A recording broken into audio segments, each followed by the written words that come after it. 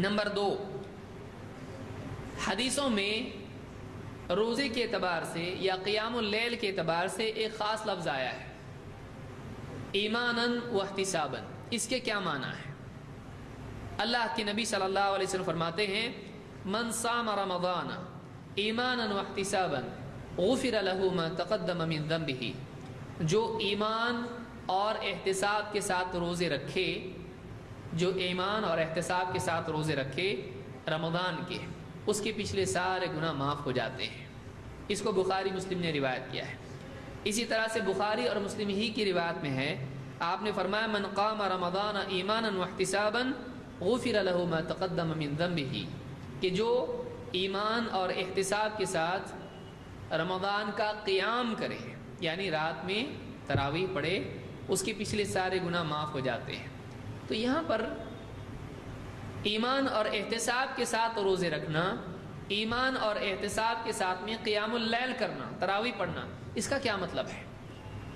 علماء نے اس کا مطلب یہ بتایا کہ اس میں 2 باتیں ہیں۔ حافظ ابن حجر نے فتح الباری میں بات ذکر کی اس حدیث کے ضمن میں۔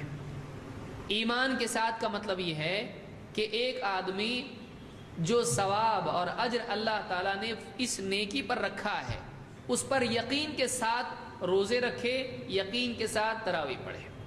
اللہ کی طرف سے بتائے ہوئے اجر پر یقین ہونا، شک میں نہیں ہونا ملتا کہ نہیں کیا معلوم، واقعی وعدہ سچا ہے کہ نہیں معلوم نہیں، یقین ہو کہ اللہ ضرور دے گا، اگر میں ایسا کروں گا اللہ دے گا، اس یقین کے ساتھ میں آدمی عمل کرے۔ اور احتساباً، جب یقین ہے کہ اللہ دے گا تو اس کی طلب بھی اندر ہونا چاہیے، دے گا لیکن ٹھیک ہے مجھ کو نہیں چاہیے، ایسا نہیں ہونا چاہیے۔ اللہ دے گا تو مجھ کو چاہیے، مجھ کو ضرورت ہے اس چیز کی، اس چیز کی طلب میں آدمی نیکی کرے۔ تو ایک تو یقین ہو اور دوسرے طلب ہو، یہ 2 چیزیں ہیں جو نیکیوں میں ہونا چاہیے، جس سے نیکیوں کا اجر بھی بڑھ جاتا ہے اور نیکی کرتے وقت میں خود ایک لذت آدمی کو محسوس ہوتی ہے۔ نیکی کرتے وقت میں لذت ہونے کے لیے کیا ہونا چاہیے؟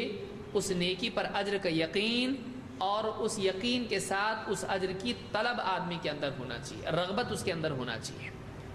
دیکھیے آپ کچھ خریدنے جاتے ہیں، آپ کی جیب میں پیسے آئے اور آپ کو معلوم ہے کہ فلاں چیز بازار میں مل رہی ہے اور میں خرید رہا ہوں، تو اس کے جانے میں بھی مزہ آتا ہے، وہ لانے میں تو اور بات ہے، اس کے لیے جو جا رہے خوشی خوشی آدمی جا رہا ہے، وہ جو جا رہا ہے گاڑی پہ بیٹھ رہا ہے اور کک مار رہا ہے اور جا رہا ہے لانے کے لیے، اس سفر میں بھی لذت محسوس، راستے میں خوش ہوتا رہتا آدمی، جا رہا لا رہا، کتنا خوش ہوتا ہے۔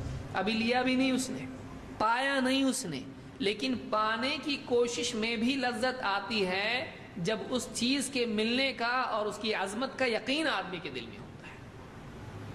تو ثواب کا یقین اندر ہونا چاہیے اور اس کی رغبت آدمی کے اندر ہونا چاہیے، تو اس نیکی میں خود ایک لذت محسوس ہوتی ہے۔ تو حدیث میں جو بات آئی ہے اس کا یہ مطلب ہے۔